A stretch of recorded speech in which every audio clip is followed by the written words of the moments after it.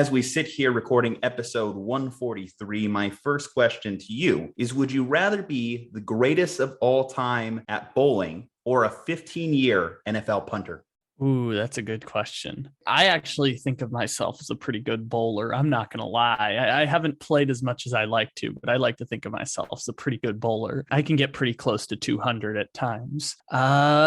I think life of a punter is more lonely, but I'm also okay just being alone with my thoughts and alone with my skill set. It's a really repetitive skill set to have. Yeah, I think I'm going to go punter. Even being an NFL punter for 15 years means you're one of the best punters in the world. That's still a pretty cool job to have. That versus bowling is tough, though. Yeah, I couldn't name a handful of professional bowlers. I don't think I could name one professional bowler. I could at least name a couple punters. If you're punting for 15 years, I probably will know your name. And any NFL paycheck is still a pretty damn good paycheck. So I'd rather put on my resume, I played in the NFL, than I was a pretty damn good bowler. But anyway, Slumpbusters, let us know, would you rather be the Michael Jordan of bowling, or would you rather just be Johnny Hecker? Without further ado, it's time for the random sports fact of the week. Wow, did you know that? Now live on the Slumpbuster podcast, random sports fact of the week. Last week in a closeout Game 6, we saw NBA history. Chris Paul, who has been maligned for his playoff resume, improved to 4-0 in closeout opportunities as a Phoenix Sun. Not only that, but CP3 became the first player to ever shoot 14 shots without missing a basket in a playoff game. The only one to outdo him, Wilt Chamberlain, in the regular season. Wilt has an 18 for 18 mark, a 16 for 16 mark, and a 15 for 15 mark. Currently, the Suns are up 2-0 in the Western Conference semis, and it's all due to the steady shooting hand of Chris Paul. The Slumpbuster podcast. The Slumpbuster podcast. The first quarter starts now. The NFL draft is in our rear view mirror as the NFL continues to dominate the off season. Now we look forward to the eventual schedule reveal. But as we move past it, it's time to look at some of the biggest headlines, some of the biggest stories. I'm going to start things off. My biggest story is what the Titans are doing. I think that they had a very interesting draft weekend. Adding Malik Willis is something that changes their long-term trajectory. And then, of course, the trade of AJ Brown is something that both affects their short-term and long-term aspects, because you think about AJ and what he brings to the team, and he's a type of player that helps you win now. But it seems that somewhere along the line, it became untenable for them to continue that relationship, as Mike Vrabel, similar to what John Lynch and Kyle Shanahan are doing with Debo, really wanted to keep AJ Brown. But for some reason that they just couldn't get to the middle, they couldn't get back to the negotiating table, and it just didn't happen. And of course, when we've talked about the quarterback situation, it's only become amplified because Ryan Tannehill has already had some comments on how his relationship will be with Malik Willis as they enter a quarterback competition. Doesn't seem like much of a competition, particularly this year. I think Ryan Tannehill firmly has the starting job locked up, as Malik Willis at the end of the day is going to be a project quarterback, is going to be someone that not a lot of people saw as NFL ready. Certainly coming from a non-traditional power, coming from Liberty, people just really like the skill set. But I think the Titans were the biggest thing that caught my eye. What did you think about what they did? So first of all, I like that you brought up the quarterback part of it first, because I was saying that pick 26 would be like the floor for guys like Willis and Pickett, because I was under the impression that both of them would go in the first round and only one of them did. Then there was a long run of not picking quarterbacks. I felt like the Titans were in a prime position to get a backup quarterback because Ryan Tannehill, they can get out of his contract after this season. And as a fun fact, did you know that Ryan Tannehill has the largest cap hit of any quarterback going into the 2022 season at $38 million against the salary cap? That is a pretty expensive 3 interceptions in the playoffs.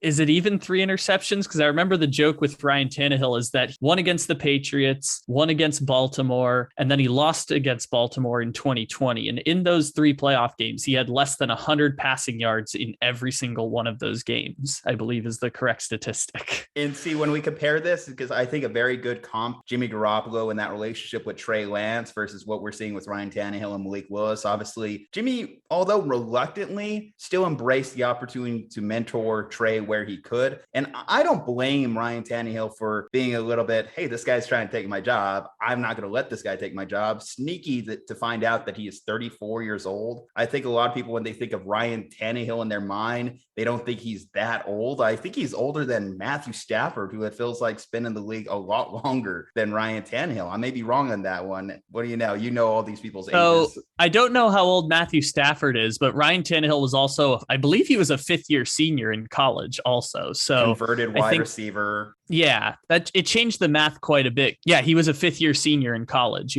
I was right. So he was a super senior in college, and people forget he was in the same draft class as one Andrew Luck and Robert Griffin III. So this is clearly an older draft class. If I would have told you on that draft class that the converted wide receiver would have the more lucrative NFL career above those previous two prospects, I don't think anyone would have believed me on that day. No. Ryan Tannehill had a longer career, but not a more lucrative career than Andrew Luck. I would say that biggest cap hit in the NFL says it's pretty lucrative. Okay, lucrative financially, I guess you are correct. Andrew Luck. No. I am correct. No, I guess. Yes. The contract says it. The money is in the details. Andrew Luck had more passing yards in his first 5 years than Dan Marino. Anyways, so Malik Willis is not the same caliber of prospect. I think everyone is saying he's not the same caliber of prospect as a Trey Lance per se. I think the idea is correct, though, is that this is someone who, when the Tennessee Titans inevitably fall off a cliff at some point here, because maybe the Tennessee Titans have built a sustainable model of football. I think the Titans are going to miss the playoffs next year. And this is just because of how strong the AFC is and the fact that the Titans are a team that's tried their best to build a defense off of that 2019 season. But it seems like Tennessee's kind of stuck in neutral at this point. Yeah, but when you look at the AFC South, the Colts are their really only challenger, and it's going to come down to, is Matt Ryan what he's been the last 4 years in Atlanta? Or let's say he's just Jimmy Garoppolo. He doesn't have to be 2016 Matt Ryan. Then is that good enough to push the Colts, who were a fringe playoff team, into the playoffs, or ahead of the Titans? Because the Titans, even now, I think are still a more talented roster. They had massive improvements on defense. I think their biggest error was their offense. And I think that falls largely on the shoulders of one Todd Downing. And Todd Downing should not be an NFL offensive coordinator. He's failed every step along the way. So the fact that the Titans still try to make that work last year in replacing back-to-back offensive coordinators that became head coaches, I think was a misstep on their part. I think Todd Downey's just one of those guys that just rotates in and out of the league, but I think you should move on. Mike Vrabel's still a good coach, and I think he's still the type of coach that gets his players to play regardless of who's on the roster, who's the starting quarterback. That's why, again, the relationship devolving between the Titans and AJ Brown is an interesting thing to note, because I thought if the head coach is all in on a guy, he's going to try and make it work, and those two sides of the table will come together in the middle. But unfortunately, it just didn't seem to happen. I think the Titans are still going to be the best team in the AFC South, because I don't see the Houston Texans making a massive leap this year. They might be a 5, maybe a 6-win team if they're lucky, but not a massive leap. And then you look at the Jaguars, they're doing the right things now. I think Doug Peterson was an adult hire to bring in as head coach. They did make some questionable contract decisions in free agency, but they did add more talented pieces than they originally had on the roster. So by virtue, they should be better in that. Yeah, they won't be good enough to catch the Colts or Titans. You are correct. The thing I'm just doing is saying basically like the equivalent of a one bid league. It's a one playoff team division. It feels like only one team is going to make it out of that division. So here today, recording May 5th. Oh, Cinco de Mayo. Yes. You are saying the Colts are your favorite to win the AFC South. I think you're not saying the Texans are. You're not saying the Jaguars are. No. The Texans are going to be the number one pick in the draft. Jaguars are going to be like the worst team that's actively trying to win. The Jaguars are in Carolina Panthers territory, which is the worst team that's not trying to tank. I think their big goal from this season is we just want to see some growth from Trevor Lawrence. Yeah. And I mean, you said like they're doing the right things, and yet universally kind of all the draft people I talked to basically said, yeah, Jaguars made the wrong pick with Trayvon Walker, and that's okay. He'll still be a fine prospect. I've heard mixed things on that. I've heard the respect that they're drafting the prospect with the highest upside out of the ladder, because a lot of people kind of look at Aiden Hutchinson and think he's a overperformer. A lot of people look at Kayvon Thibodeau and look at him as an underperformer. A lot of people look at a Trayvon Walker and say he has untapped potential. And you look at the measurables, you can see that it's there, but that's sidetrack. Yeah, I was going to say I have a bold take on Derek Stingley being the best prospect in the class, or with the highest upside because of the skill set that he has. But that's neither here nor there. You can justify taking Stingley with the first pick in the draft because of his upside. Anyways, the point with the Titans is like, I guess I'm picking the Colts, but either way, it's kind of semantics, right? Like we don't think of the Titans as a championship contender by any respect of the word. And as soon as Derrick Henry's body breaks down, which Derrick Henry might be the exception that proves the rule at the running back position, altogether, he's getting close to that age where the body does start to break down. We saw it last year. He missed 8 games with an injury that should have ended his season. He tried to come back for the playoff game and was a shell of himself against the Cincinnati Bengals. And they almost won because the Bengals almost threw the game away. Speaking on Derrick Henry, I do like them drafting Hassan Haskins in the 4th round. I think that that's a good person to add to their backfield rotation as Derrick Henry does get older.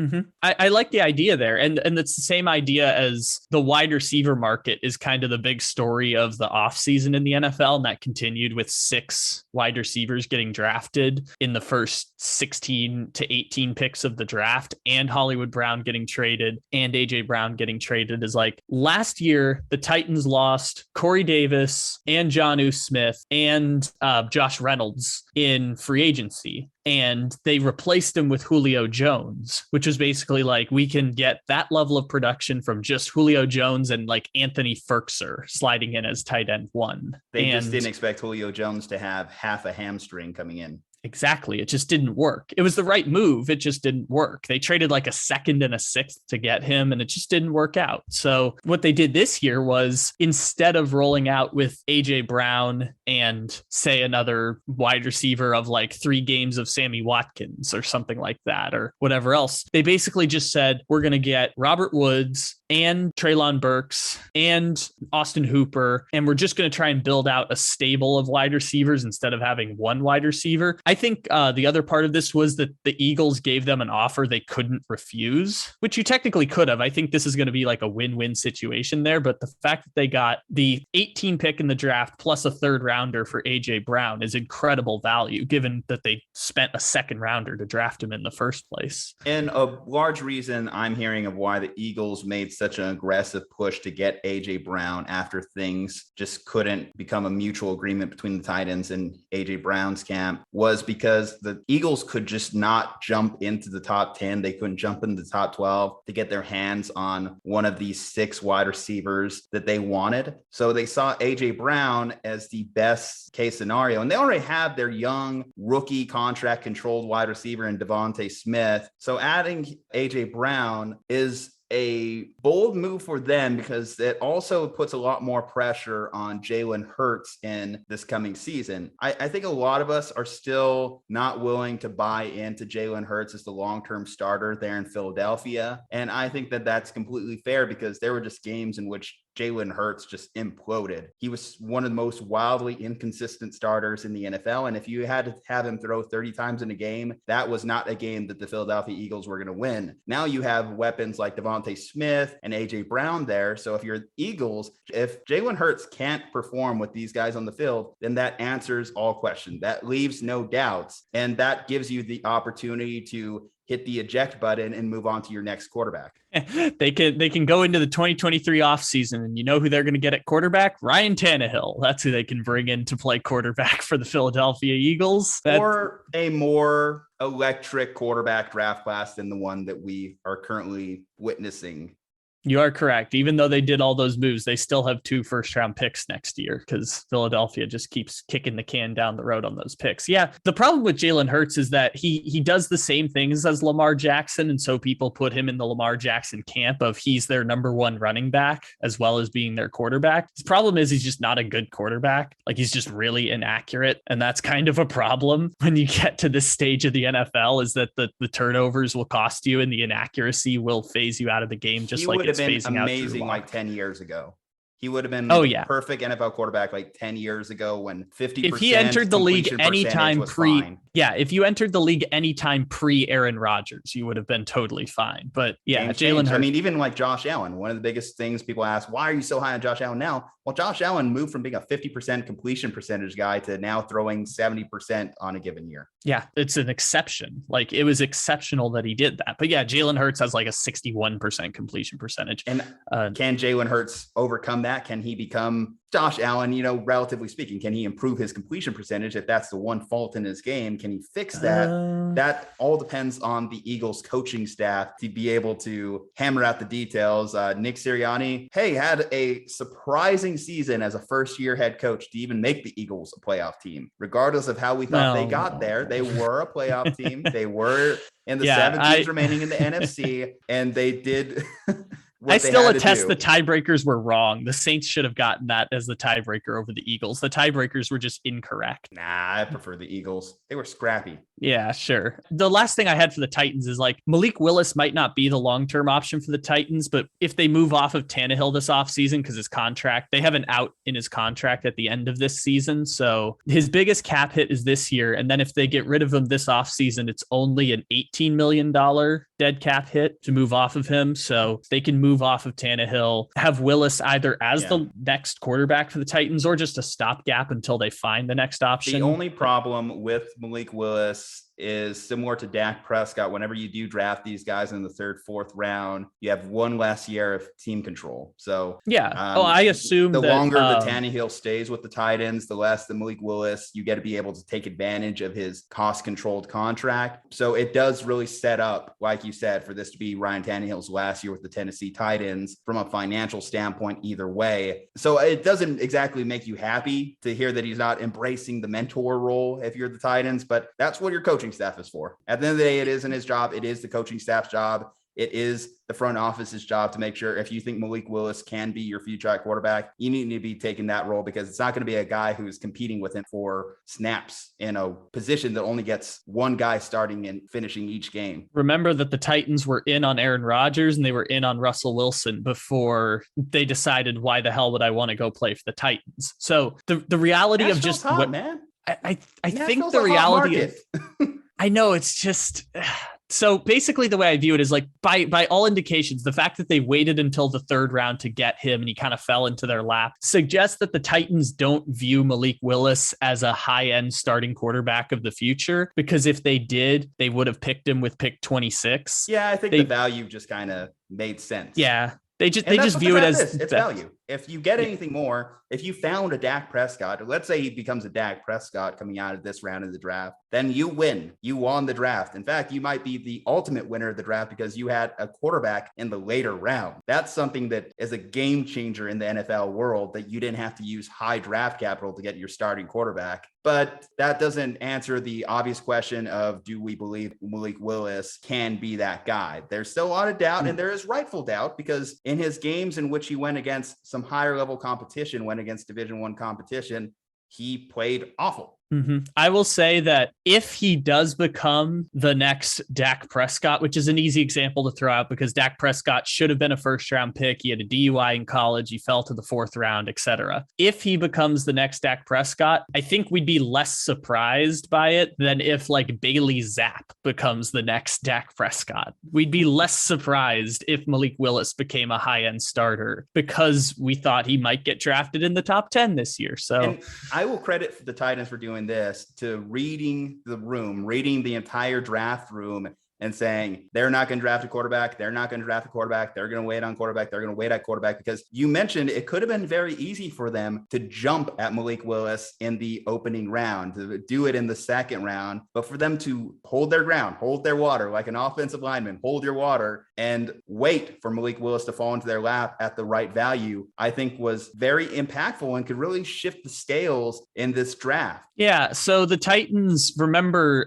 going back to the draft for a second, they traded down from 26. And I think their first pick was Roger McCreary. They got a couple extra picks, et cetera, et cetera. So the Titans basically said, we're not going to jump at quarterback, which suggests that they view Malik Willis more as like not a quarterback of the future, but like maybe quarterback of the best we can do in the future. It's hard to get quarterbacks. So it's like, I mean, he's only going to make $1 million a year for 4 years. It's the best we can do while we transition quarterbacks. And they've been aggressive in going after quarterbacks in the past, but it burned them before, obviously trading up to try and draft Marcus Mariota back in the day. I will be curious to see what their approach to the quarterback position is moving forward, because if we assume this is Ryan Tannehill's next year, do you enter camp with Malik Willis as the unquestioned starter? I don't think that that's a good way for them to go about it either. I think that they should bring in either another young quarterback through next year's draft, or to scour the cheap veteran market and bring in some competition for Malik in that respect, unless he's just wowing you, unless he just goes into training camp and he's just the perfect soldier, the good soldier, and wowing everyone in practice. It doesn't hurt to take a flyer. At pick 86, this is the right move for this Titans organization to make, especially with the young depth at quarterback in the AFC. You just kind of want to get your guy. You want to get your young guy that you're going to have for the next 5 to 10 years, considering that just around you, everyone else does. I mean, if we think that Trevor Lawrence is that guy, then in division, you have that guy going against. I mean, the Texans, for all we laugh, if Davis Mills, who was the second best rookie quarterback last year, ends up taking another step this year, then maybe the Texans had their guy. And you're the Titans, you're the only team that has an aging average quarterback like Ryan Tannehill. You just can't take that risk if you're them. And you know that the Colts don't even have their guy. They have Matt Ryan, and he's maybe got 2 years in him. The more likely scenario is like everyone leaves the Titans. So like the Titans don't really get to replenish their asset cupboard. Maybe the Colts stay at the top. Someone passes them, either the Jaguars or Texans. John Robinson leaves as GM. Vrabel leaves as coach. They probably tear it down at some point. Or maybe they kind of stay in the middle. Who knows? We'll figure that out down the road, I suppose. These guys are on fire. Let's hear more. Second quarter starts now. Game on, as we welcome in the host of Game On Wisconsin, Brandon Snide. Brandon is also a writer for the Dairyland Express. Welcome to the Slumpbuster. Hey guys, thank you so much for having me. It's fun to join a podcast of, fans of the other team that you're playing against in the playoffs. It's so much fun. I did it last year. I had a blast doing it. It's an honor to be here. I am excited to talk some playoff basketball with you fine gentlemen. Well, you should know you're not really stepping in the lion's den here. Kyle, he hates the Celtics. I'm the lone representative. If anything, I'm at the disadvantage here, even on my own show. So, but no, just love talking to different people, especially like you said, in the midst of a playoff series, in the midst of a 1-1 split in a playoff series, where both games, I mean, you guys just breakaway threes, incredible defense in game one. And then everything was falling for the Celtics in game two. We know the answer probably lies somewhere in the middle between these two performances. What are your big takeaways from the first two games? Those two games couldn't have been more different from each other than they were in games 1 and 2. Game 1 was weird because as a Milwaukee Bucks fan, and I follow the team religiously, like funny story, I don't know if you can see this, but I have a Bucks tattoo on my arm and Bucks and 6. So I followed them, religiously. I watch every game and they suck during day games. Like they are not good when there's a tip off between, noon and 2:30. And I know game 3 is on 2:30 on Saturday. So again, I'll be interested to see how they come out in that one. So going into that first game 1, I was like, that's going to be the Celtics game. They're going to have the energy. They're going to have the home crowd. The TD Garden is always lit. It's going to be insane. And you got an up and coming star in Jayson Tatum. He's probably already arrived, really. And they just are a damn good, sound basketball team. And it's going to be hard to sneak game 1 out in Boston in front of that home crowd. And they did. And convincingly, the Milwaukee Bucks went in there and dominated the boards. Giannis had a pretty awful day to his own standards shooting the basketball. He did finish with a triple double, which is kind of what we're, as Bucks fans, we're spoiled now. We're kind of used to something like that. And then game 2, Jaylen Brown went nuclear. I mean, was just shooting flames out of his fingertips. And we kind of had a feeling as Bucks fans, as a guy that writes about the Bucks and talks about the Bucks, you didn't think you were going to sneak 2 out of Boston. You wanted to get 1 out of Boston. You accomplished that. It was a weird game 1 because it was an unpredicted win in a weird way. It was kind of a sloppy game, really from both sides of the ball, but really from more so on Boston in game 1. And then game 2, you weren't expecting Jaylen Brown to go, what was it, 25 points in the first half? I believe it was 9 of 10 in the first half. He was insanely on fire, crossed over Grayson Allen.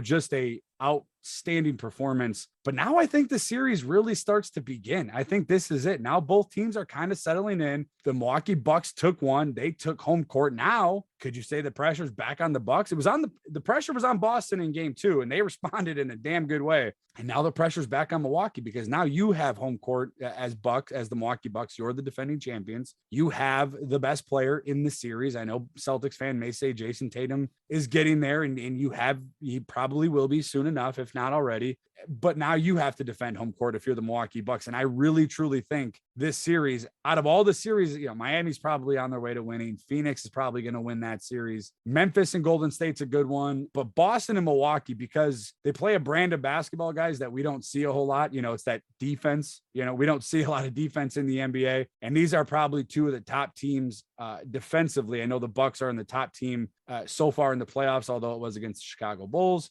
And obviously Boston's been doing it all year long. So it's going to be a grind out series. I think it's the best series right now in the NBA, and it's just starting. Both teams got to win, and games 3 and 4 are going to be huge. Well, you mentioned Giannis's performances in the first couple games because he had the triple-double in 3 quarters. He's shooting like 38% from the field, which is less than average. And also, like, it didn't matter in game 1, especially when Drew Holiday was putting up the performance he was, and they shot close to 40% from 3 until the end of the game. The numbers went down a bit. So how do you feel about Bucks, Giannis offensively so far in this series against the Celtics defense that kind of said just collapse on Giannis and let everyone else try and beat them? Yeah, that's a great question. That's the thing that we were worried as Bucks fans going into the series. When Chris Middleton went down, you took care of business against the Chicago Bulls. Now Chris Middleton goes down in game 3 against the Chicago Bulls, and really you didn't miss a beat. In fact, the offense in that series, not in general, but in that series was better. Grayson Allen, 22 points,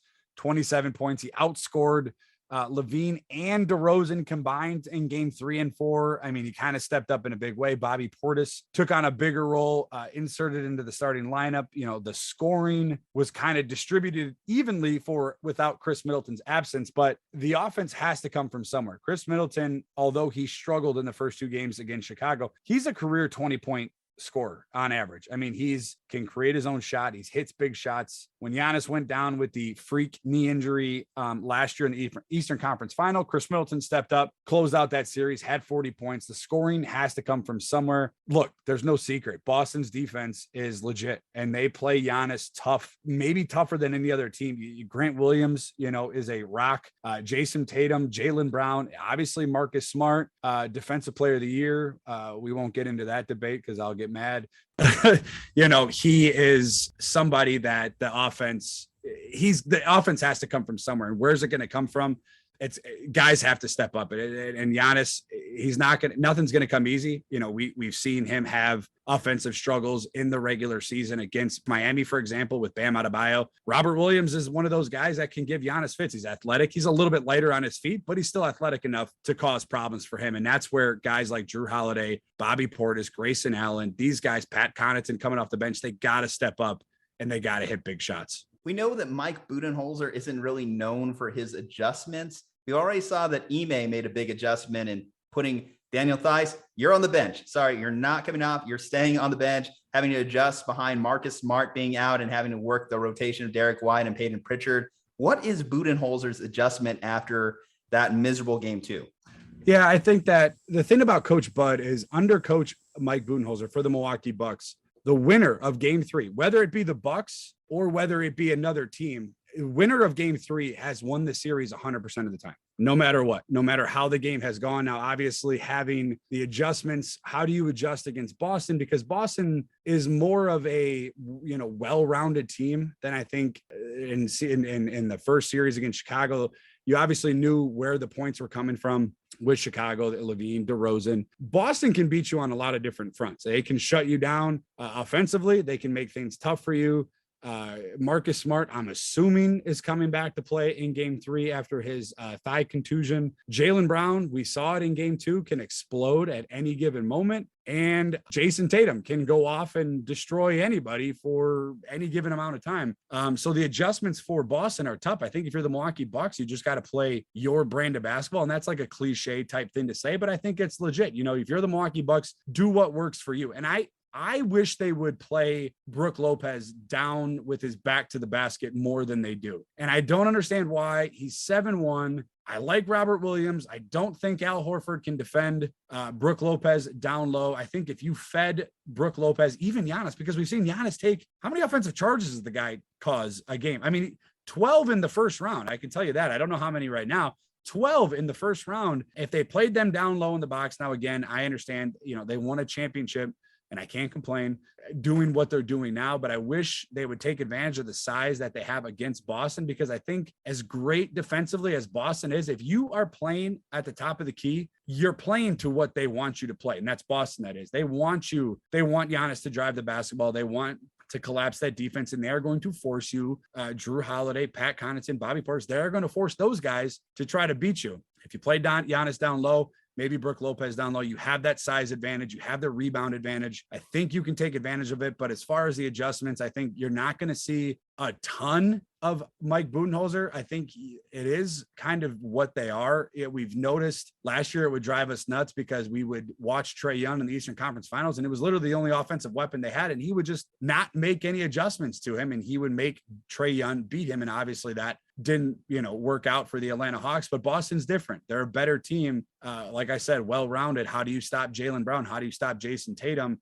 It's a lot easier said than done. You've got a couple good defenders, Wes Matthews, Drew Holiday, obviously, and then obviously there's Giannis. They're going to see different things. I think what it is for the Milwaukee Bucks is they got to start out better. I mean, Boston went on, 15-3 to open the game in game 2 and really never looked back. And it was a 20-point deficit by halftime. The Milwaukee Bucks they struggled against that. With that against the Chicago Bulls. The only game the Chicago Bulls won in that series, they started out 9-0 run to begin the game. For Milwaukee, it's getting out and playing with some energy. And they're kind of a weird team. It's a frustrating team. You love them because they won a championship and they're my team. But when they flip a switch, you can see like, damn, like these guys, bam, like Drew Holiday's not turning over the ball. Giannis isn't turning over the ball. Guys are hitting their shots. Guys are playing defense. Guys are getting loose balls. And there's moments where they're just not doing any of it. And you saw it in game 2. So without Chris Middleton, Drew Holiday's had to kind of take 20 to 25 shots a game and fill that role. Obviously, game 1, he shot like 55%. In game 2, he shot 35%. And the results kind of bear out in the same way. It's more out of necessity than it is like this is an ideal game plan. But how do you feel about him being a volume shooter or volume scorer during this series? What in the regular season, it was like the last month, we were calling him fourth quarter Drew. So when they started out the month of March, they had a brutal schedule. They had like Charlotte, they had Miami, they had Chicago on back-to-backs. Like they had a tough schedule. And we were calling him fourth quarter Drew because Chris Middleton was obviously still playing, but he was lighting it up in the fourth quarter. He was really offensively carrying them for those games, especially those closeout games. I think I make the argument that he's one of the best two-way players in the NBA. And does that affect his offensive game of what he does on the defensive side of the ball? It could. I trust Drew Holiday. I've seen him play only 1 year. The 1 year he did play, we obviously won a NBA championship, and I've seen him make big time shots in big time moments. And that's a guy that I trust. I just don't know if it's enough without Chris Middleton. We haven't seen a whole lot. This is the first series. Chris Middleton went out. We're not going to see him in this series for sure. He went out game 3 of Chicago series. So we had a few games with Chris Middleton, but it wasn't, no offense to Chicago, it wasn't the Boston Celtics. The defense is not even close on the same path. I think Chicago actually in the first round had the worst defense in the playoffs among the, X amount of teams. How many they ever count? I know there's a play-in tournament, so there's like half the league is in the playoffs. So I trust him. Is it going to be enough to carry a team? Probably not. I'm not saying Milwaukee's going to lose the series, but guys have to step up. Like I mentioned, we saw Grayson Allen drop 22 and 27 in the absence of Chris Middleton. Now, Drew Holiday was still averaging over 20 points, but if Drew Holiday is just at 20 points, roughly 22 points, Giannis is going to get his 26, 28. It's not going to be enough. We need other guys to step up. I trust Drew Holiday to hit those shots. I trust Drew Holiday to play a little bit of offense. But again, they're going to need somebody else to step up. I think the 3-point shooting is a big storyline in the first 2 games, and particularly for the Bucks throughout the season, as the Bucks actually allowed the most like open 3-point opportunities in the NBA. If teams knock them down like the Celtics did in game 2, that's going to be a problem. And that's how you fall behind in 20, 30 points in a game. In game 1, obviously that didn't happen for Celtics. They weren't hitting anything. They couldn't hit the ocean if they jumped off the boat. That's where Jaylen Brown was. Like, who needs to step up on the perimeter? Because right now it's about a 72-point opportunities versus 93-point opportunities for the Celtics in games 1 and 2. I know. I think in the first half too, in game 2, they were like 13 of 20. I mean, it was, God, I don't remember seeing a game where a team shot as good as they did for the longest time in the season. Look, losing Chris Middleton is one thing on the offensive side of the ball. Defensively, you're not losing a whole lot. And I say that with all the respect in the world. I love Chris Middleton, but Wes Matthews has to be better defensively. He was brought back to this team. If you remember, he was with the Bucks, or maybe you don't remember, he was with the Bucks during their run in 2020 before COVID hit, then the bubble. Then the Bucks got bounced in the second round by the Miami Heat. And so then he played for the Los Angeles Lakers. Then he came back to Milwaukee this year, and he was brought back for one specific reason, and it was just to really play defense. He's not asked to score a lot. He hits a few threes here and there. He hits some shots here and there, but defensively, he gave DeRozan fits. In round 1, DeRozan still exploded for 41 in game 2, but he did not go over 25 points after that, after game 2. And that was a lot of that was to do with Wesley Matthews. Wesley Matthews, I think, has to be better defensively against guys like he's going to match up with Jayson Tatum. You saw Giannis match up with Jayson Tatum. The Bucks switch everything defensively, and they play a lot of drop zone, which means that when they switch, they're really just dropping down and they're sagging into that paint, and they don't want to score in the paint. Now, is that an adjustment Mike Budenholzer makes? Because again, no offense to Robert Williams, I don't think he's going to beat you in the paint in a series. You know, he may have a good game, but I don't think you're going to win this series. If you're the Boston Celtics, or you're a Boston Celtics fans, you're going to win this game or this series because Jayson Tatum and Jaylen Brown led the way for you. And that's just a fact of the matter. And I think having Wesley Matthews step up defensively, we got to see Drew Holiday be better defensively, staying out of foul trouble. We've seen Drew Holiday getting a lot of foul troubles early against the Chicago Bulls. So Drew Holiday, I would say, obviously Wes Matthews, and guys off the bench. Grayson Allen and Pat Connaughton are the first 2 guys off the bench, because now Bobby Portis is pulled in into the starting lineup in the absence of Chris Middleton. But again, Bobby Portis isn't here for his defense either. So you can only rely on a handful of guys defensively. It's a team thing. But again, the Bucks switch everything. It comes down to Wes Matthews, Drew Holiday, Pat Connaughton, and Grayson Allen. They got to be better defensively. So if that's a concern on the defensive end of the floor, do you think the rotations are fine as they are, or do you think you could switch that up as the series goes along? No, and we've seen it with Mike Budenholzer. I think the rotations are fine. He keeps them short in the playoffs. Depending on the round, it's 8, maybe 9 at the most. Your first few guys off the bench are Grayson Allen. Grayson Allen really comes in the first 6 minutes. And then it's Pat Connaughton usually after that. Now, obviously, Chris Middleton being out, you're going down your bench a little bit more. But we haven't seen him dip into that bench a whole lot. I think the rotations have been very good. He's set in his ways. You're kind of seeing it in Memphis too. I'm trying to think. Taylor Jenkins, the coach down in Memphis, who coached he was in Milwaukee under an assistant with Budenholzer. You've seen him with his guys too. John Morant down in Memphis, he won't go over, an X amount of minutes. They have a restriction set in place, and that's just Mike Budenholzer, unless it's the NBA Finals or the Eastern Conference Finals, guys aren't going over 35 minutes. He keeps those down. I think the rotations are fluid. Having guys like Wesley Matthews and Pat Connaughton, both of them are very good defenders. They got to be better defensively overall. In terms of the title chances as we look ahead, because when you do a weekly podcast, some stuff ages out quick. The Miami Heat seem firmly in hand, leading the Philadelphia 76ers on the other side of the bracket. How do you think the Bucks match up with the Miami Heat if that ends up being the Eastern Conference Finals? It's a doozy, because Tyler Herro's playing out of his mind right now. Maybe not out of his mind. Maybe this is just who he is.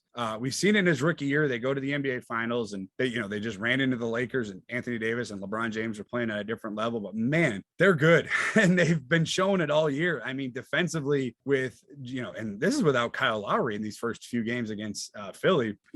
Jimmy Butler and Bam together defensively. You mix in the shooting that they have with Duncan. I know he's not having the year he had a few years ago, Duncan Robinson, that is. Tyler Herro is obviously playing 6th man of the year. And then you got PJ Tucker. And if you're a Bucks fan, you know all about PJ Tucker. He just celebrated his 37th birthday, and, he's like going the other way with the age. But man, they're a problem. And I think they're a problem for any team. I'll tell you this though, and I've said this on my podcast. I've said this to friends and family. The winner of this series, Boston, Milwaukee, is going to the NBA Finals. Now, obviously, you got to get through Miami. The winner of this series is going to go on. As much as I respect Miami, they're not playing really anybody right now. And that's respect to, Philly. I get it.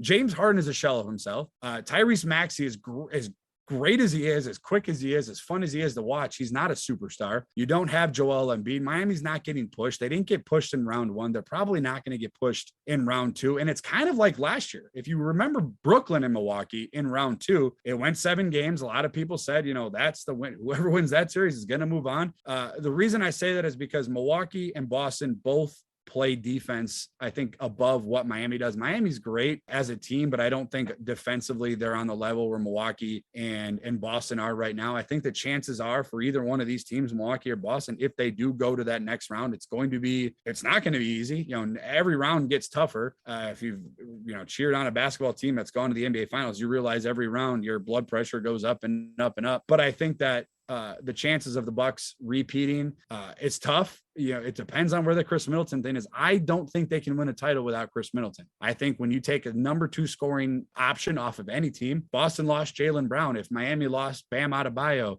you're probably not winning. Like it's hard. And we don't know where Chris Middleton is with the knee. There was an update today, but it was very vague. Mike Budenholzer actually said there is no update. So that's basically as vague as it can get as far as an update with the injury. But if Milwaukee doesn't get Chris Middleton back, they're going to struggle in this round. This round's going probably 6 or 7, minimum of 6, I think. But if you are able to get past Boston, if you're the Milwaukee Bucks, your only shot at beating Miami is full strength. And we've seen it last year as Bucks fans. Health, it's luck. It's like any team that wins a championship. There's luck involved for any of it. There's got to be something that falls your way. And last year, the Bucks stayed healthy other than that freak accident to Giannis, but somehow he had magic growing in his knee and he was completely fine, going to the NBA Finals, or not fine, but he was able to play. But I think if the Bucks and the Celtics, either one of those teams can stay healthy. I know Marcus Smart's probably going to be back for game 3 in his thigh contusion. I think if either team is healthy enough going into the Eastern Conference Finals, I think they beat Miami. I don't think it's a 7-game series. I think both teams probably win that series in 6 games. Fair and balanced, objective takes. Appreciate you, man. All right. You got to give all the plugs. You got to tell us where we can find your content. If regrettably, I have to listen to Milwaukee Bucks content in the next round. No, man, I appreciate you guys, man. I love jumping on these podcasts and I call it like it is. I'm a realist. I'm a homer. If you're in my living room and I'm watching the game, I'm cussing at the TV and yelling at the wall and Bucks and 6. Yeah. So you can follow me on Twitter. If you're on Twitter, I usually follow everybody back. I try to at Brandon_Snide. I host a podcast every Friday over on Game On Wisconsin. You can follow them on Twitter. It's a network that we have a bunch of podcasts.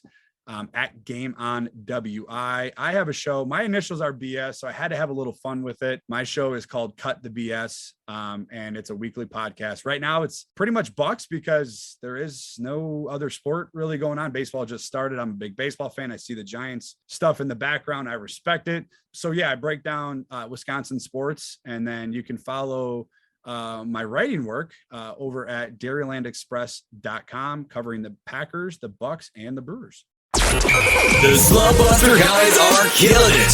Half done. Third quarter is beginning now.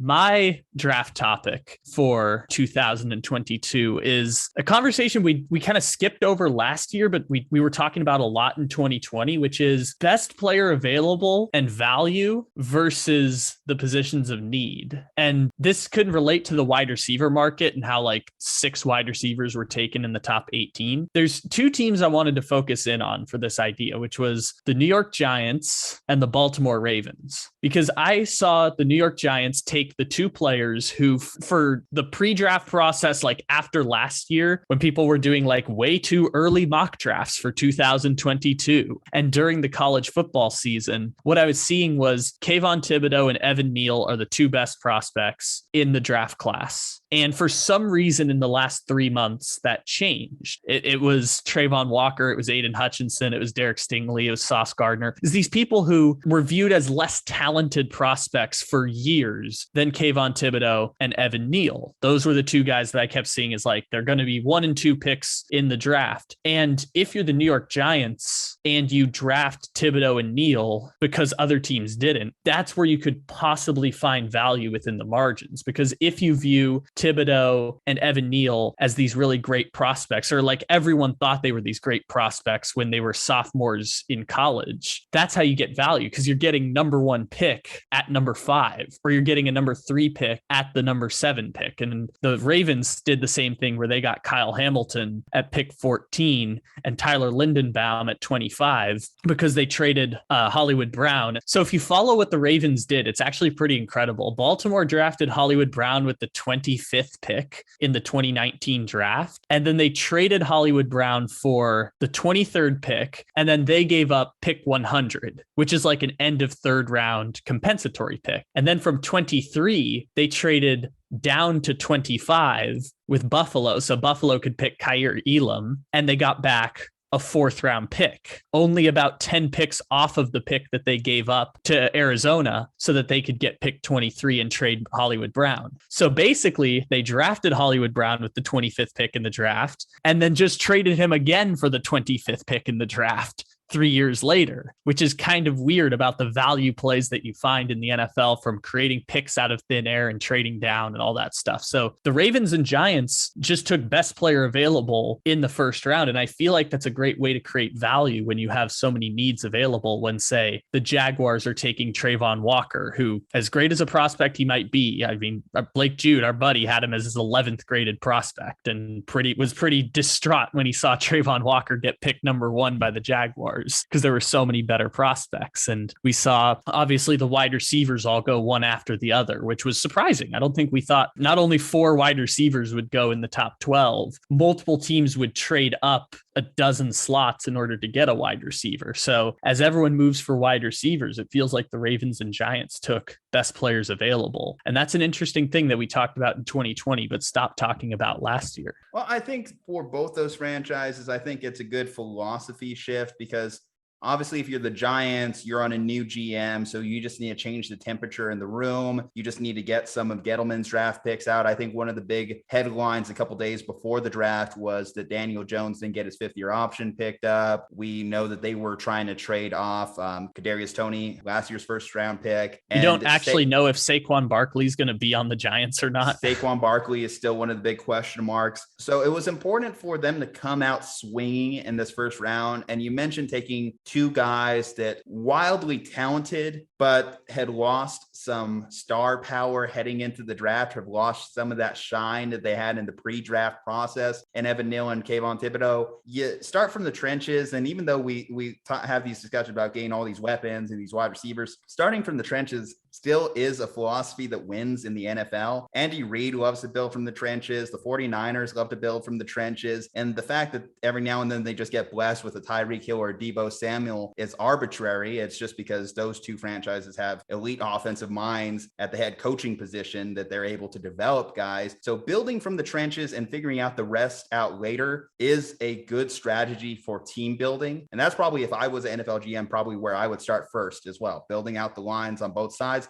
Because if I can knock the other quarterback on his ass half the time, then that is going to be a winning formula. I just need to obviously figure out the quarterback position, and I need to figure out the rest of the team in the background. But if you're the Giants, you didn't have that guy in this year's draft to fix your quarterback position. So you might as well get some guys on team-friendly, controllable contracts while they're there in front of you. So take the guy that fits your philosophy for building out this roster in the future, and get the guys that you think will be assets when you do find your quarterback, if you do find your quarterback. As far as for the Baltimore Ravens, they do have their quarterback, so they have to build around their quarterback. They have to build around him in the best way they see fit. And I know that Lamar had the trendy what the fuck reaction after Marquise Brown got traded. But even if we're being honest, Lamar, Hollywood Brown is probably not the best wide receiver for your skill set. He's not the guy that best utilizes what you're good at. Having a dynamic, athletic, bullying center like Tyler Linderbaum will probably be the best person to amplify this running game that Baltimore loves to build. And you talk about getting like a safety, getting a Hamilton there in the first round. We know that the Ravens had a bad defensive backfield last year. I go back to the games against Cincinnati where they were just getting torched. Joe Burrow was throwing for 500 yards on them, 600 yards on them. It was like a Madden game, just seeing Jamar Chase run up and down the sidelines on them. You needed to fix that defensive backfield.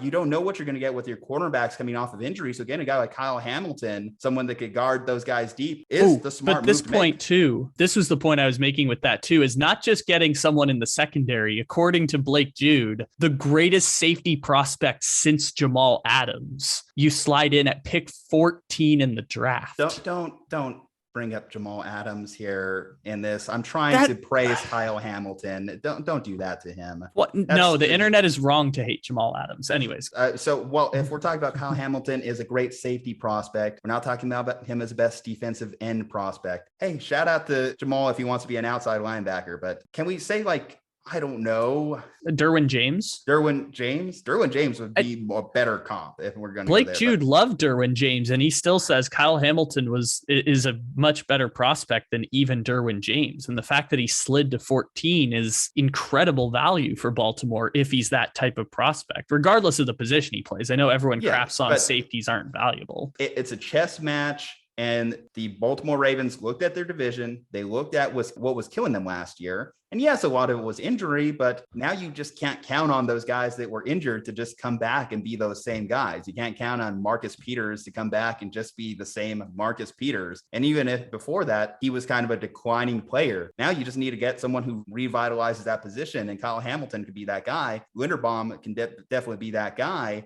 And the Ravens are built around having a good offensive line. So why not make it a great offensive line and get a guy that just will be in the middle of your lineup for 10 years? They hope so. I mean, the Ravens had a terrible offensive line last year, and Ronnie Stanley's also had 2 consecutive season-ending injuries. But I would trade Hollywood Brown for Linderbaum. If Linderbaum is going to be that, I'd trade it all day, because Hollywood Brown, basically the first 3 years of Hollywood Brown's career are the equivalent of Corey Davis's first 3 years of his NFL career. And it sounds like it's mutual too.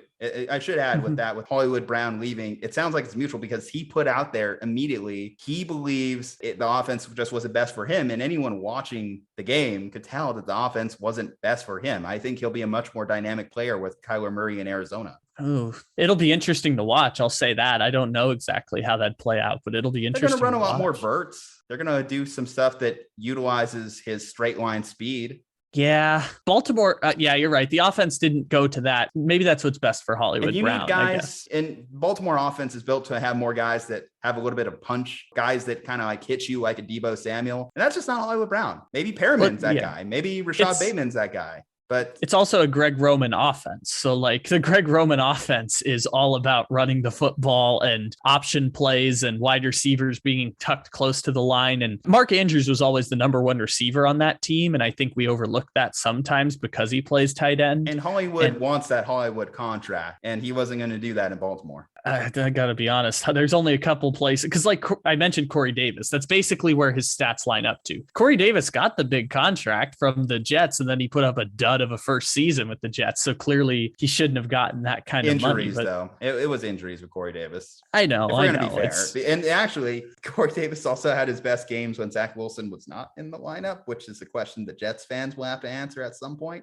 Yeah, but they just decided that Corey Davis was the problem for some reason in that, because they just changed the entire receiving room over one offseason. Corey Davis, a top 100 player, according to NFL players, whenever they do their NFL 100. So exactly, he has respect in the league. It's the same idea as Hollywood Brown. The fact that they got a first-round pick for him when they did, if the Titans had gotten an offer for a first-round pick on Corey Davis, I'm sure they would have taken it also. It's just how value plays out sometimes. The Cardinals also paid a premium so that they could get Kyler Murray's college teammate to come play for them. And also the wide receivers all got drafted really quickly. So yeah, it's a conversation about value, right? Which, and that could bring up the question of the Cardinals going out there to get a guy like Hollywood Brown. Was that the right value play for them? Because you mentioned all the wide receivers that went early in this draft. A lot of people will say this is the best wide receiver draft since last year's wide receiver draft was the best year since that year's wide receiver draft. We're just seeing a moment in time where the wide receiver position, there's just a lot of good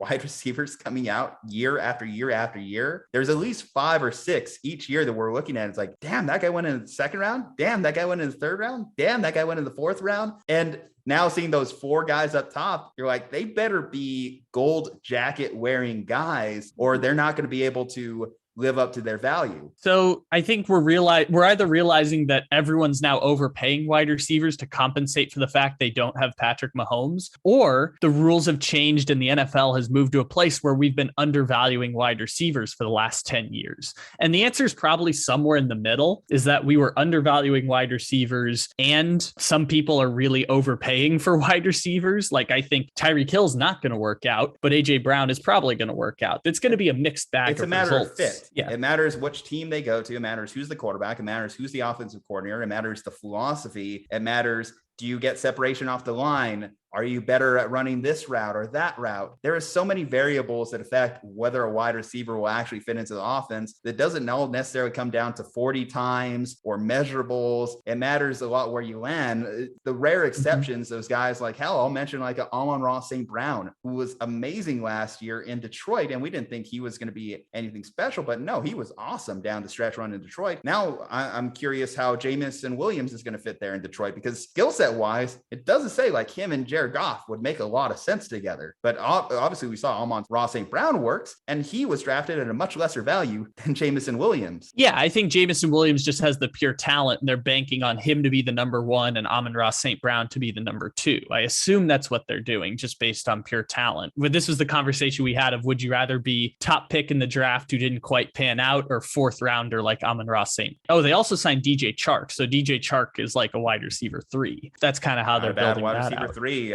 It's just all going to come on the shoulders of one Jared Goff. And well, it'll come on the shoulders of whoever they draft to replace Jared Goff. But sure, obviously yes. That's not this year. It's not this year. You're right. Yes. Think about all the teams that reached on wide receivers this offseason. So we have the Raiders, the Dolphins, the Eagles, the Falcons, maybe the Jets. Well, we'll push back on reached just for a guy like Devontae Adams. If you're getting those guys that you can look at and say their skill set should be able to translate like a Devontae who's so elite, who's so damn elite, then I think that's where you can kind of justify it, because the Raiders drafting Devontae Adams this year, I think is a justifiable roster move. Tyreek Hill, maybe a little questionable, but I think if we look at him pre-Patrick Mahomes in Kansas City, he was still a dynamic enough player to where I don't think that is as bad a move. But okay, there are some obvious other reaches. So, I think Hollywood Brown could be a reach. Let me rephrase it. So let's say the major wide receiver moves of the offseason. It doesn't have to be a reach, because that's kind of projecting that I think some of the moves won't work out. Let's say the major wide receiver moves of the offseason. So it was the Adams trade, the Tyreek Hill trade, AJ Brown trade, Hollywood Brown trade, Falcons reaching on Drake London, Saints trading up for Chris Olave, Detroit trading up for Jameson Williams. We have Christian Kirk signing with the Jaguars. We could throw Garrett Wilson to the Jets, although that felt like a lot of people were mocking that as a possible draft pick. So I'm not going to go too far on that one. It's like 7 or 8 different moves. And it would be easy for us to say all 7 of the teams that reached on wide receivers succeed, or all 7 of the teams that reached on wide receivers will fail. It's probably going to be a 4 and 3. And that's going to be difficult to analyze how much we value wide receivers because of this experiment we're having. Every offseason, we go through the top 10 free agent signings or the top 10 draft picks. And usually by the end of the season, when we recalibrate it, it's guys that weren't even on our radar. It was the DJ Charks that ended up being the best wide receiver signing of the offseason by pure stat value. To act like we had the foresight to know, we can only just say, hey, you're getting elite talent. Elite talent should work out anywhere. But by the end of the season, we're going to look at this and there's going to be some weird wide receiver, some Wally Pip comes out of nowhere and was the best Yeah, I know. Squad signing. Yeah, it's going to be Sky Moore because he's going to somehow have 1,500 yards in the Kansas City Chiefs offense. Just somehow. landed in the right offense for the right team with the right quarterback and the right OC to use their skill set. That's how the NFL works. That's why like you see so many quarterbacks fail in draft. Well, my hypothesis around this is that a lot of teams are paying big money for wide receivers to overcompensate for the fact that they can't acquire a franchise quarterback. The Raiders are an interesting case because they've decided Derek Carr is a franchise quarterback, although we have debates every year about how good Derek Carr is. I say I've seen Derek Carr be 9th in the league in QBR and 28th in QBR. So he's kind of the middle of the bar there. But at the same time, I think a lot of people can look at him and say that he could do what Matthew Stafford could do. Pretty much. I think of him as like he's close to the cutoff point of do you have a franchise quarterback or not? But I mean, Dolphins, they don't know about Tua. Eagles, I mean, the Dolphins tried to get Tom Brady. The Eagles tried to get Deshaun Watson. That's a different change of philosophy that I'm seeing a lot of teams doing is they're putting pressure on these quarterbacks that they're not sure of. Okay, we got you some weapons. Do something. Mm-hmm. Show us it. Giants did it last year with Daniel Jones. Hey, we got you Kenny Galladay. Hey, we got you Kadarius Toney. We got you a first round wide receiver. We can have debates over whether those were the right pieces or not, but they were better pieces than they had a season prior. And it was up to Daniel Jones. Okay, you have better talent than you had last year. Can you make that improvement? And if you can't, then you're not our guy. So like Tua, I'm giving you a pseudo Hall of Fame wide receiver. Can you do something with it? I already got you a first round wide receiver from Alabama. You showed you could work with him. What's next for Tua? Can you take that next step? I think that's an interesting thing that GMs are starting to pressure quarterbacks as quarterback becomes more of a revolving door on a yearly basis, because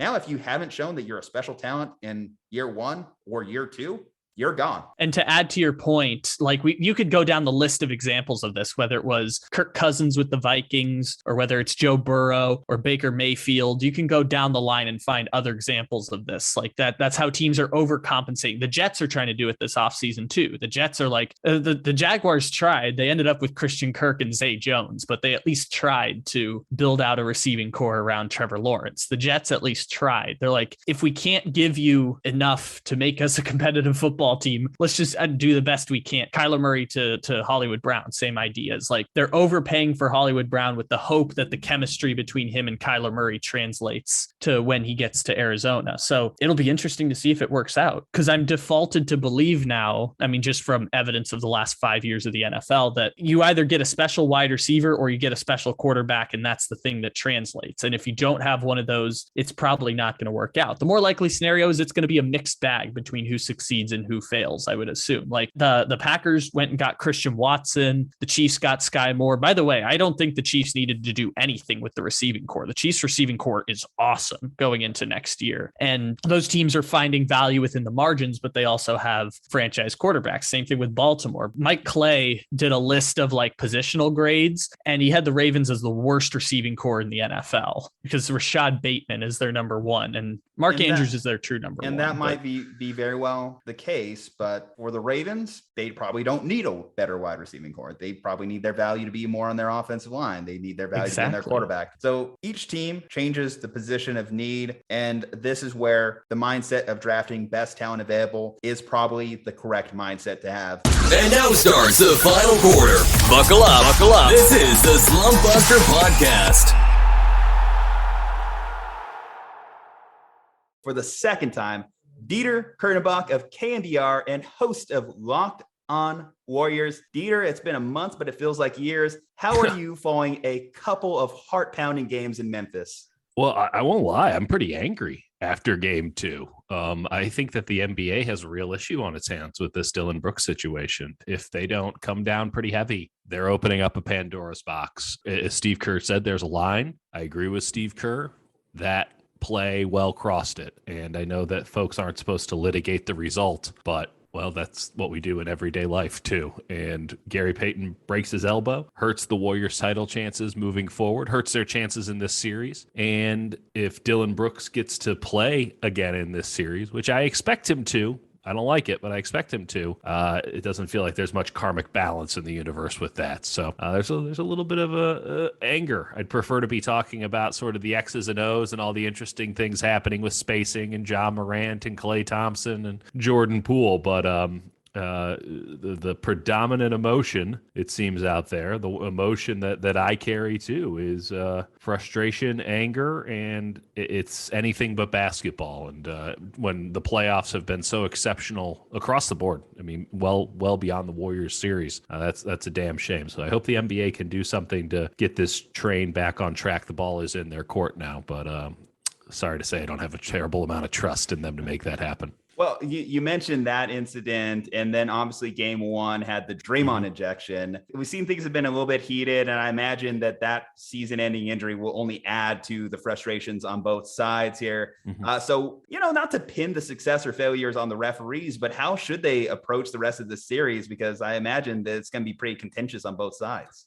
Yeah, I'm very curious to see how that goes, because obviously the whistle has been a foundational part of this series to date, as you noted. And I can make the argument that the Warriors kind of want it both ways, right? That when they're on offense, they're getting bashed around. Steph Curry and Jordan Poole have spent more time on the floor than they have at the free throw line.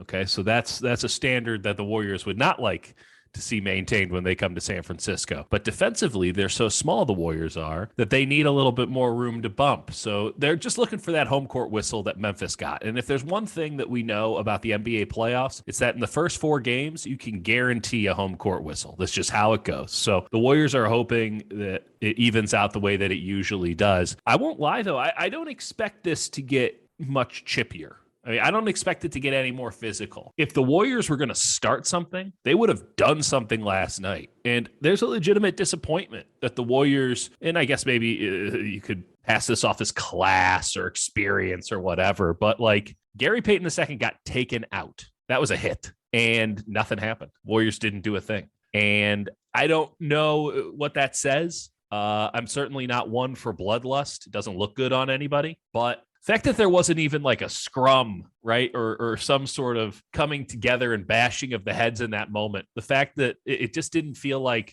I don't feel like the Warriors really stood up for their guy in that moment. Maybe it was just the shock of the audacity to do what Dillon Brooks did. But I have to wonder if a dirty guy like Zaza Pachulia was around, David West, who was a very clean player, but certainly an enforcer. If somebody like that was around, even JaVale McGee would, kind of stand up for his guys. If the Warriors roster was in a situation where they just had like a true big man who could stand up and tower over somebody, I wonder if that would have been different. And I wonder if that would have changed the tenor of the contest, because the Grizzlies, after that, what was their incentive to stop playing dirty? I didn't see one. I mean, Draymond got elbowed in the face mere moments later. The rest of the game, they were pushed and battered around. And the fact of the matter is that I don't think the Grizzlies, as currently constructed, and certainly with Desmond Bane's back injury, I don't think they can beat the Warriors straight up. So they have to drag them down. They got to bring them into the muck. And the first 2 games, there was no encumberment to mucking that game up. We'll see if that changes. I think it will change in games 3 or 4. But the Warriors have to do a better job of getting down in that muck. They know what the series is about. They know what Memphis is trying to do. They're, 1, allowing them to do it with the help of the referees, no doubt. And 2, I don't think that they're doing a very good job inside that environment. Very curious to see moving forward. But in terms of fireworks or anything like that, last night was the game for it. It didn't happen. I do think the crowd will get their say, no doubt. But yeah, a little bit disappointing in that regard. What's interesting, and I wanted to throw this by you a bit, because after Draymond got ejected in game 1, and then it kind of carried over to game 2, I started to think about how after Draymond's suspension in the 2016 finals, right, and it may or may not have cost them a championship. We'll debate league. that for the rest of the time. Is that where you're going? It felt like league. Sort of. I mean, it just felt like the demeanor of the Warriors changed. And part of that, I think we assumed, was Kevin Durant joining the team, and they didn't need any of the stuff that they had before because they weren't the chippy underdogs or the fun story in that way. I just kind of associated it as like the team demeanor kind of changed once it may or may not have cost them a championship, all the antics that may have been going on around the team. And so now they kind of look at it as just be the bigger person. I think that there's a lot of credence to that. I do think that there's a lot of, I would actually agree with you 100% that they want to be the bigger man in that. And that, as I said, you can chalk it up as, oh, it's experienced. Forgive me here, but fuck experience sometimes, man. Like sometimes you got to stand up for your dudes. Sometimes you got to go out there and put a chest in somebody. That was not a basketball game. That was mixed martial arts. Where was the Taekwondo from the Golden State Warriors? I mean, just, oh, we'll play through it. Zen doesn't get the job done in a situation like that. That is an alleyway brawl, and there's a knife in the middle of the floor. Grab the knife. And again, this is not a good look for me. I'm sure in months this will look ridiculous. There's bloodlust. I'm sure it's coming out of my eyes here. And it's a bad look, as I said, on anybody. But when you cross the line, who is going to regulate that? I mean, the referees kicked him out of the game, but did that really teach Memphis a lesson? I mean, legitimately, the only thing that regulated that game was the sheer gall of Dillon Brooks. I mean, you hear in the crowd when they show the instant replay of that action, you even hear the crowd go, ooh. Like, it wasn't to Gary Peyton's elbow. It was because it's like, that's indefensible. Now, the Draymond situation in game one, let me be very clear, and I've said this a dozen times since it happened, that was a flagrant 2. Is it a borderline flagrant 2? Absolutely. I think that if the Warriors were at home and that was Andrew Wiggins, it's a flagrant 1 and we all move on. But it's on the road and it's Draymond Green. Benefit of the doubt is lost in 2 different spots there. Sorry, Draymond. He did 2 flagrant fouls on the same play. One, he grabbed Brandon Clark's jersey. I don't care what the intent is. He grabbed Brandon Clark's jersey. That's a flagrant 1. There's no room for misinterpretation on that. The other thing is he punched Brandon Clark in the face. Like, I know that, oh, he was just going for the ball. Well, he missed. I don't care what the intent is. That's a flagrant 2. That's a flagrant 2 with 2 positive intents that came out poorly. Okay, fair enough. You can still get kicked out of a game for that. I don't care what your intent was. The issue with Brooks is that's a flagrant 2 where you cannot reasonably tell me that he didn't have intent to seriously hurt or injure, that wasn't a Bush League patty ass play where Brooks barely jumped. If he was going for the ball, he's less coordinated than me, and that says something. You cannot tell me, oh, he didn't mean to do that. What evidence is there? We're just taking his word for it. He doesn't have that kind of say. He doesn't have that kind of reputation as, oh, what a clean player. He's a rock chucker, has been since day one. And that's a great thing about him. He's a brilliant basketball player in the regular season, but he took it way too far, way too fast. So I can appreciate the Warriors wanting to be the bigger team, but how about this? How about they're the actual bigger? It would be something if they were the actual physically larger team in that situation where they could just lord over somebody and say, that's that now, young man. I mean, the Grizzlies are young and they're brash and they have gone way past the line of acceptable behavior. And the Golden State Warriors, experienced and, KG and all that stuff.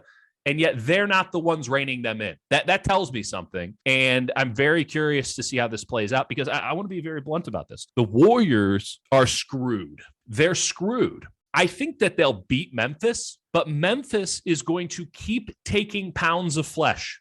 They are going to keep pushing the limits. If the Warriors escape from this series, they will not be better for it. They will not just come out and have a spring in their step. Denver was, it was a little tough, but let's go out there. We get a couple of days off. No, they will come out of this bruised, battered, and worse for wear. And if Phoenix continues to take care, and we'll see. I mean, I do have some faith in Luka Doncic here because he's a brilliant basketball player, but he's just one guy. You're counting on Jalen Brunson and Spencer Dinwiddie and Maxi Kleber to do some serious work against the team that was unquestionably the best in the NBA this regular season. If the Suns just mosey on through to the Western Conference Finals and the Warriors limp in with no Gary Payton, who, by the way, vital against both Devin Booker and Chris Paul, the Warriors are screwed. I don't see how after last night, the Warriors can still get back into that title contender status because they lost a key player, arguably their only good perimeter defender outside of Andrew Wiggins, who is in and out, and he's done a really wonderful job this postseason, but I don't know if that's the guy you want to be riding with in crunch time minutes on the perimeter. One guy, by the way, foul trouble, NBA playoffs. Like, is that a good thing? You just lost your number one perimeter defender, a vital aspect of any championship team, and you're not showing the sort of size in both ego and physicality that will stop Memphis from continuing to do stuff like this. Not as egregious, of course. I would like to think that Memphis wouldn't try something like that again. But again, just the little thing where, Steph is always on his ass. Poole is always on his ass. Draymond's getting elbowed in the face. All this stuff. And I know the Warriors are dishing it out a little bit too. Again, Draymond's flagrant one. I'm not saying that they're a clean team and that, they have been besmirched and sullied by the Memphis Grizzlies. Whoever wins this series is winning a war of attrition.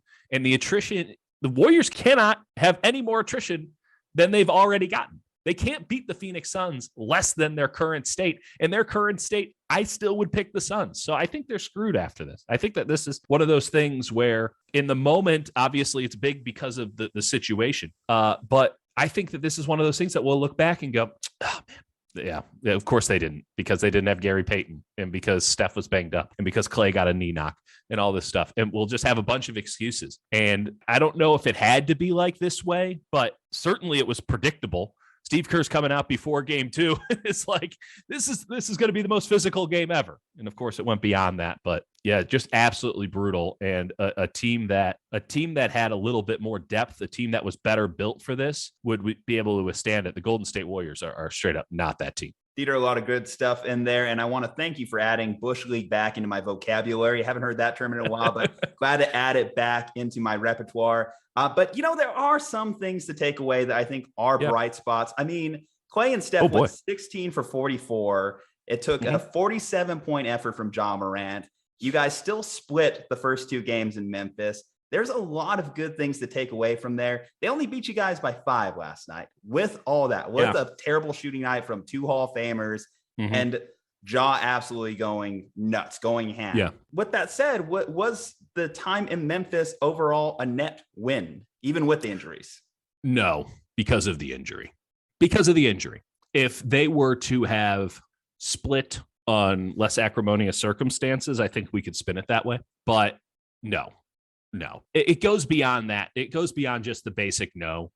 There's something critically wrong with this Warriors team, or at least the matchup with Memphis. Memphis has just given this team problems for very obvious reasons. They are just big and physical, and they want to pound you into submission.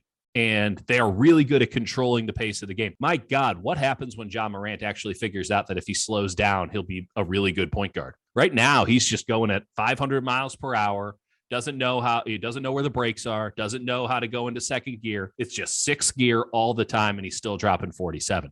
If he ever figures out even a 100th of what Chris Paul can do in terms of controlling the pace of the game, actually operating, it's game over, because that Memphis team is physically built to be really impressive in the playoffs. They can't shoot worth a lick, but they will make sure that they get a lick in or 2 on you. And I just don't think the Warriors are better off, because this always looked like it was going to be a 6 or 7. And there's a reason that Gary Peyton II was starting. It was, 1, the fact that the Warriors didn't have a tremendous amount of depth, but 2, it's, Klay Thompson isn't the kind of defender he once was. You can't put him on Ja. You're dead. You put him on Ja, you're dead. And that's a huge issue. Klay has shot 31%, 21% from beyond the arc over the last 3 games. At what point is that a larger commentary on Klay and not so much just, he had a bad game in game 2. I mean, there's issues there. They're not able to score at the rim at the rate that they would need to be able to score at the rim, the Warriors, because of Brandon Clark and even Xavier Tillman and certainly Jaren Jackson Jr. Memphis is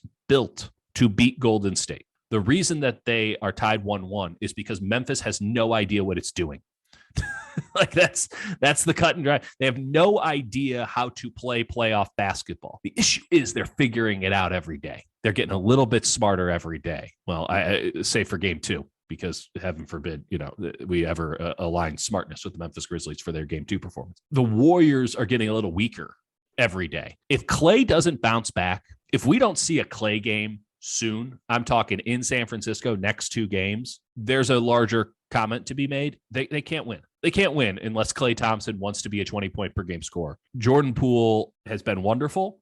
You cannot expect Jordan Poole against this level of physicality to be dropping 30 every night. That's just not fair. Steph Curry is going to do incredible Steph Curry things. If he is even slightly off, the Warriors are cooked. Defensively, Memphis is now figured out with Ja. And I don't know if it's necessarily that big of a problem because, again, they're such a bad shooting team. But they have figured out with Ja that he can get whatever he wants off the dribble, whatever he wants. They pushed more and more from game one, where Ja was settling for those 3-pointers, to then more and more, I'll just take this space as runway to go do what it is I need to do. And either, a crazy circus shot going to the line or the drive and dish. And Memphis is a smart enough team to dish it a couple more times beyond that. And eventually rotations break down. Again, I do think the Warriors win this because they lost by 5 last night with an emotional letdown, with Klay Thompson playing like crap, with Steph Curry not playing all that well. Like, I don't know, like outside of Andrew Wiggins, who didn't, you look at the box score and you wouldn't know, like outside of Andrew Wiggins, who played well? Like Looney, and yet they only, and as you noted, Ja went for 47, and yet they only lost by 5. But I don't think Memphis is going to shoot that poorly again. And I don't know if the Warriors are going to be able to ramp it up anymore.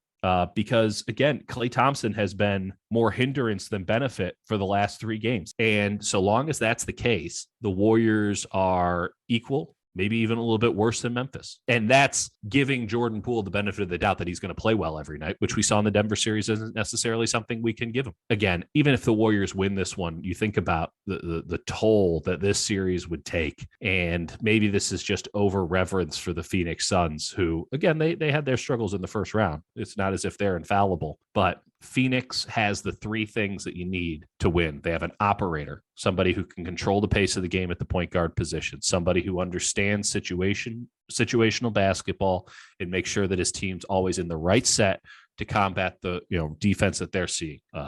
Coach on the floor on the offensive side. The Warriors have that too in Draymond Green, and I would argue Stephen Curry to a degree, and maybe even Jordan Poole if we get down the line a little bit more. But there's no one better at that than Chris Paul. Chris Paul can control a game entirely by scoring 5 points. The only other guy that you can say that about in the playoffs right now is Draymond Green. So you have an operator. You need a perimeter defender, the lockdown guy. I would venture to say that Mikal Bridges qualifies. Does Andrew Wiggins? Because with Andrew Wiggins and Gary Peyton II, I can amalgamate one of them. I can feel pretty good about my odds. We'll throw him at that one. We'll throw him at that guy. You can mix and match. No Andre Iguodala, and Andre Iguodala, that was never that dude anyway, makes it a real issue. So now you're just relying on Wiggins. I've loved what I've seen from Wiggins this postseason. That is a tall order when you only get 6 fouls per game and you're going up against a point guard like Ja Morant. So you got that. So Phoenix is now up 1, if not up 2. And, the third thing is somebody who can get to their spot on the floor and just knock down a bucket in the mid-range anytime they want. Just it doesn't matter what you do defensively unless you're putting 2 guys on them, they're getting points. And the Warriors don't have that dude. Curry and Poole get close, and maybe I'll give Poole more of the benefit of the doubt on that one. But Curry has also been really good in the mid-range. But both Paul and Booker do that for the Suns. Paul does it as well as anybody you've ever seen at that size. And Booker's a bucket. There's just no 2 ways about it. Yeah. The Warriors' defense is their strength. How do you feel about the performance they've had so far in the series? It's been fine. I'm cautious to present this as like a knee-jerk thing. I don't think we were giving the proper amount of respect to Gary Peyton II for his performance in game 1, because clearly Memphis, with their adjustments, they did some really nice things. They also just knocked down a lot of big shots in both of those games. But clearly something shifted in game 2 with Morant. And if Peyton was there, you at least have to have some skepticism. Not to say it wouldn't have happened, but there's some skepticism that it would have happened. So what I found really interesting in game 1, and I want to give some credit to Steve Kerr on this, was that they played better when Draymond Green got kicked out of game 1. And it wasn't just the wake-up call that they alluded to. Clearly, some of that is, hey, no Draymond, maybe we need to up our game a little bit. But they offensively were running the offense through Steph Curry and Jordan Poole. So it's a little bit more of kind of the classic perimeter pick and roll offense. A little less motion, a little less split action, a little less horns, a little bit more just high pick and roll. 5 out. We're going to space you and we're going to cook you on the perimeter. And defensively, it was just a straightforward defense. 5 up, switch everything, guard like hell. And when Draymond's in there, it's beautiful if it goes right, because Draymond's freelancing. He's that second guy who comes in. He's allowed to do whatever he wants. But I think Memphis is deft enough as a passing team. They are a really underrated passing team, as we've seen in these first 2 games. They're deft enough to exploit that. And I thought in game 2, the Warriors did a nice job of staying honest on the defensive side more often than not. They didn't have to resort to janky zones or anything. Every playoff series is defined by who they let shoot for you. Draymond Green has clearly been one of those guys for, I don't know, every game he's ever played in the postseason. In this series, it's, I don't know, any Memphis Grizzly whatsoever. You're going to have to leave something because the players are too good to not leave somebody. And I just thought that schematically they were in a really good spot. I thought that they were in a really nice spot. I think those adjustments that Kerr made from game 1 to game 2, the lessons that he learned from Draymond not being in, were correctly appropriated with Draymond in the game. It doesn't mean it was good, though. It doesn't mean that it worked. And I struggle personally. Luckily, I'm not paid to have to come up with this answer, but I struggle personally to see what Golden State can do to both slow down Ja Morant and limit Memphis from actually putting points on the board. It feels like they are in a series against James Harden where it's like, we can't really stop him. We can only hope to contain him. The issue is that James Harden, if he doesn't get his, or if he doesn't get his in a perfect environment, Houston doesn't get theirs. That team wasn't built to create it off the dribble, to really do anything outside of what James Harden gave him. And that was even the case when Chris Paul was on the floor, and certainly the case when Russell Westbrook was on the floor. But even when Chris Paul was on the floor with them, it never worked. That secondary creator never showed up. Memphis might not have great creators, but they're a really sharp team. And I feel like they know exactly what to do when Ja goes into that hyper isolation sort of offense. They know how to run actions off of that. They actually have motion and plays and some semblance of good basketball off of the alpha in Ja Morant, who is playing like an alpha right now. And the Warriors can double team him, and I think they'll get burned that way. The Warriors can let him get whatever he wants, and I think they'll get burned that way. Again, he does not know what he's doing yet, and he's so athletic and is able to make such crazy shots. And if he's able to shoot a lick, and he has the first 2 games, it's a real problem for Golden State. And it might come down to, can they simply outscore? And that is a dangerous proposition for the Golden State Warriors, especially if the game is going to be slow and you're going to do a lot of half-court offense stuff, because the one guy who really needs to come through in those half-court offensive sets is Klay Thompson. And to this point, he has not. And by the way, as I said, they're doing a lot of offense to defense trading, and they're going to have to do even more of that now. If Damian Lee has to play 10 minutes a game, I don't really know how that jives with winning. So it's been fine. They have a worthy adversary, and my goodness, thank goodness they have a very highly paid coaching staff, because they have their work cut out for them from this point on. Think about the amount of adjustments this team has made in just a couple of days, right? Think about the adjustments they've made over the last 4 games they've played with lineups and rotations. It's pretty wild stuff. So very, very curious. It's obviously exciting from a hoop head perspective to just see what happens next. Again, I think the Warriors win this, but my confidence was low going in, and it might be even a little bit lower right now. We're coming up on coin flip territory, folks. So fascinated to see how it all plays out. Oh, hey, man. Thank you for joining us. Appreciate it. Great insight as always, Dieter. Go ahead and drop the social media handles where we can find all your great stuff. It's at the San Jose Mercury News and the East Bay Times. You can catch me on KNBR most nights when the Warriors aren't playing. Right now, it's a little bit tricky with my other job and trying to get all that figured out. But I'll be doing Giants post game and stuff tonight, so it should be a pretty good time. And you can get me on Twitter at Dieter, Dieter. And now, the meme expert, Kyle. Let's make them laugh. This is Memes of the Week. I have hijacked the podcast here at the very end to deliver some hurt to Juju's beloved Texas Longhorns, because the amazing statistic came out that the Texas Longhorns had 0 players drafted in the 2022 NFL draft. And Juju will probably come on here and bemoan the fact that a kicker ended up getting signed to a practice squad. And that is correct. Dicker the kicker is indeed on a practice squad. Congratulations. You're cheering on the kicker as holding up the beacon of stability for the Texas Longhorn program. But just in what kind of company are the Texas Longhorns finding themselves in here? Well, There were 9 college football teams in the Power 5 that did not have a player get drafted in this year's draft. Texas, with an athletic budget of close to $200 million, joins the illustrious club of Vanderbilt, Northwestern, Colorado, Arizona, who, by the way, Arizona lost to Northern Arizona this past season in a game where, also a season where Arizona's only victory was beating Cal, who lost 22 players due to COVID. That was their only victory on the season.